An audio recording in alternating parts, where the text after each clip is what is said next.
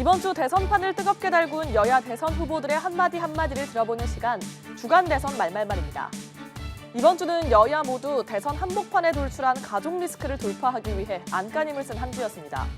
더불어민주당 이재명 후보는 아들 리스크에서 벗어나기 위해 정책 이슈를 적극적으로 띄웠습니다.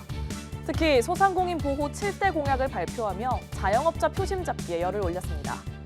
국민의힘 윤석열 후보 역시 부인 허위 경력 논란에서 탈출하기 위한 총력 방어전과 인재 영입 시도를 기울였지만 또다시 깊은 내홍에 빠져버리기도 했습니다. 새시대 준비위원회가 여성운동가인 한국여성정치네트워크 신지혜 대표를 영입하면서 잡음이 커졌습니다. 이번 주를 열었던 여야 대선 후보들의 한마디, 화면으로 보시죠. 소상공인과 자영업에 종사하는 국민 여러분, 죄송하다는 말씀을 드리기조차 송구스럽습니다. 구멍난 상처에 치유와 회복에 희망을 메꿔 넣어야 합니다. 약속드립니다. 이재명 정부가 반드시 하겠습니다. 회생 가능성 있는 분들의 채무를 국가가 매입하는 채무 조정을 실시하겠습니다. 신용 등급이 낮아져서 시중은행이 아닌 고리 대부업체를 찾을 수밖에 없는 소상공인 자영업자를 대상으로 신용 등급 회복을 위한 신용 대사면을 단행하겠습니다.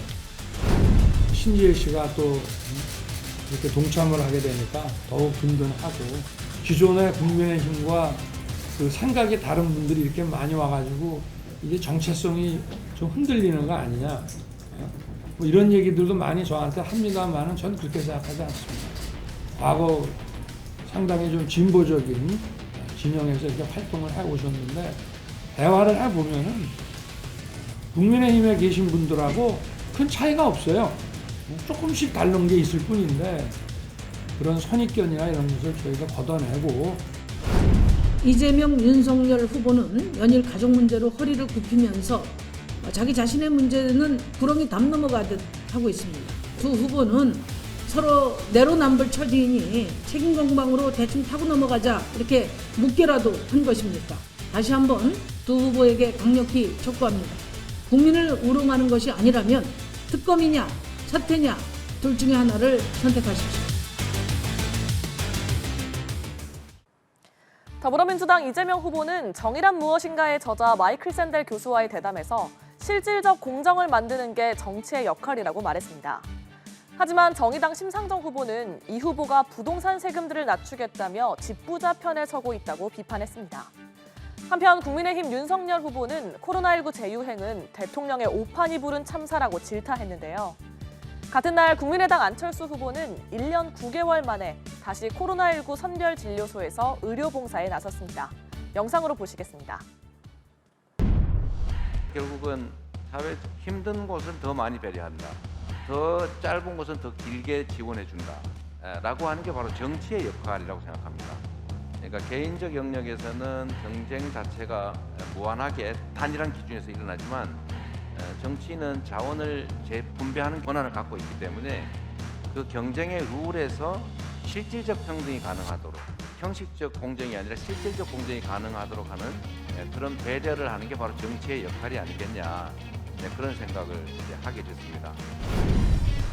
현재 이 코로나 대처 상황이라고 하는 것은 거의 막 국난 수준이라고 할 수 있고, 국가 최고 의사결정권자인 대통령의 오판이 부른 참사라고 할 수 있습니다. 준비 없는 위드 코로나로 국민을 감염병 위협으로 내몰고 있고, 자영업자들을 거의 사지로 내몰고 있습니다. 대통령은 확진자가 급증하자 1만 명까지 대비했다고 장담했습니다. 그러면서 방역 강화를 주장하는 의료계 주장을 외면했습니다. 그래서 이거는 명백한 인재입니다.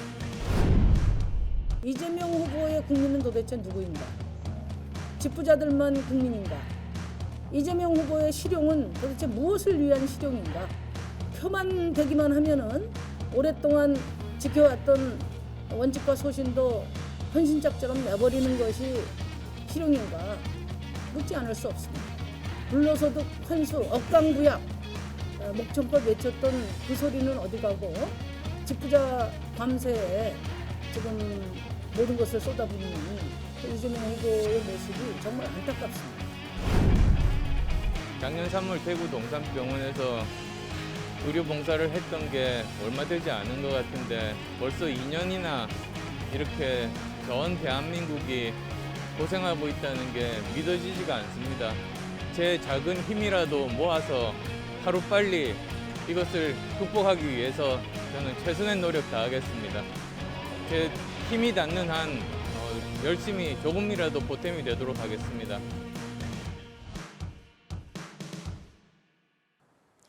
출범하기도 힘겨웠던 국민의힘 선거대책위원회는 이준석 대표의 상임선대위원장 사퇴로 출범 보름 만에 다시 총체적 난국에 빠져든 모습입니다.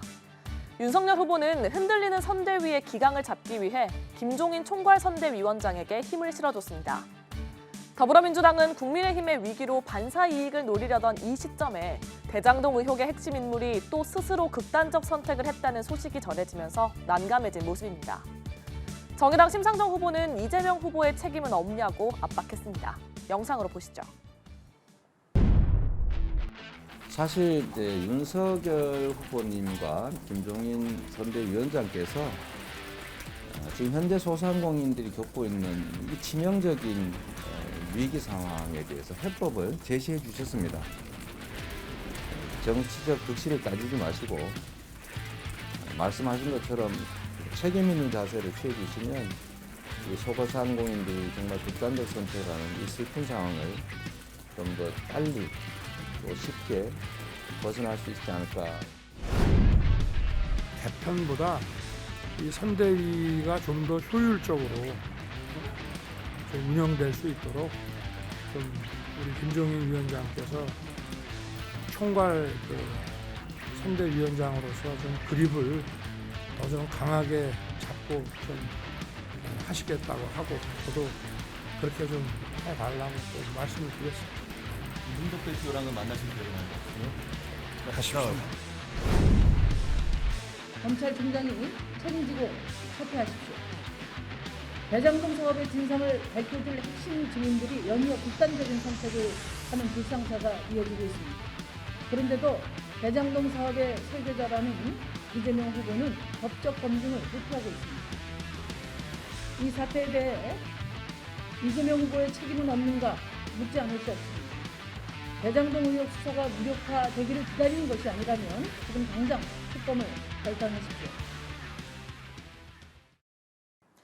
여야 대선 후보들은 전국 곳곳으로 흩어져 바쁜 일정을 보냈습니다. 더불어민주당 이재명 후보는 경선 경쟁자였던 이낙연 전 대표를 다시 만나 우리는 하나를 강조했고요. 국민의힘 윤석열 후보는 광주를 인공지능 산업의 대표 도시로 만들겠다고, 정의당 심상정 후보는 제주를 한국의 환경 수도로 지정하겠다고 말했습니다. 국민의당 안철수 후보는 부산을 찾았습니다. 영상으로 보시겠습니다. 대표님 배려해 주신 덕에 열심히 하고 있습니다. 여러 가지 부족한 게 많아서 우리 대표님께서 잘 좀 보살펴 주시면 지금까지도 잘 보살펴 주셨는데요. 너무 이제 삶이 많아서 대표님이 많이 좀 뽑아주십시오. 대한민국에서 우리가 AI, 컴퓨터 코딩 하면 광주 이렇게 국민들에게 인식이 될 수 있도록 해주시기를 부탁드리고, 그게 3조든 4조든 30조든 40조든 돈이 없어서 이걸 못한다는 얘기는 아주 안 나오도록 반드시 하겠습니다. 네. 저는 제주도를 대한민국 환경 수도로 공식 지정하고 독일의 프라이부르크 등을 뛰어넘는 완전 생태 도시로 전환하겠습니다. 세계 자연유산인 제주의 생태계를 확고히 지켜내면서 제주의 미래를 설계할 수 있는 그런 대통령을 만들어 주십시오. 저희 조부께서 부산 상고, 아버님이 부산 공고, 저 자신이 부산고를 나온 부산 사람으로서 내 고향 부산의 경제 회복을 위해서 못할 일이 무엇이 있겠습니까? 부산이 낳고 부산이 길러준 안철수가 우리 조국을 살려내겠습니다. 부산의 형제 자매 여러분이 도와주십시오.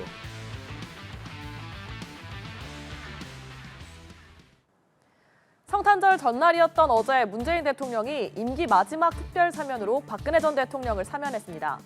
불법 정치자금 수수 혐의로 실형을 확정받고 만기 출소한 한명숙 전 국무총리는 복권했고, 내란 선동죄로 수감된 이석기 전 통합진보당 의원은 가석방했는데요.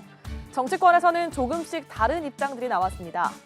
더불어민주당 이재명 후보는 박 전 대통령의 진심 어린 사죄가 필요하다고 강조한 반면 국민의힘 윤석열 후보는 사면을 환영한다고 말했습니다. 이제 대선까지 남은 시간은 약 10주. 다음 주에는 또 어떤 말들이 오고 갈까요? 금요일 영상 끝으로 마무리합니다. 지금까지 주간 대선 말말말이었습니다. 이미 결정난 사항에 대해서 찬성 반대가 무슨 의미가 있겠습니까? 사면 복권 문제는 이제 형사사법적인 문제인 것이고, 그러나 국민들의 판단과 역사적 판단은 그와는 무관하게 그대로 존재한다. 그런 말씀을 드린 겁니다. 우리 박 대통령의 사면은 좀 늦었지만 환영합니다. 건강이 좀 안 좋으시다는 말씀을 많이 들었는데 좀 빨리 건강을 좀 회복하시길 바라겠습니다. 뭐 제가 불허한 것이 아니고 형집행정지위원회에서 검사장 그 결정을 따라야 하도록 법에 돼 있기 때문에 그 위원회 전문가 의사들이 형집행정지 사유가 안 된다 해서 판단에 따른 것입니다. 박근혜 대통령 사면은 제가 요구했던 것이기도 하기 때문에 환영하는 바입니다. 그런데 이명박 대통령도 국민 통합을 위해서 석방해야 된다고 생각합니다. 그렇지만 이석기 가석방은 부적절합니다. 이석기 가석방은 본인이 어떤 후회, 어떤 개전의 정도 보이지 않는 상태에서 법적인 요건에도 맞지 않는 잘못된 일입니다. 또한 한명숙 전 총리에 대한 사면도 저는 물타기라고 생각합니다.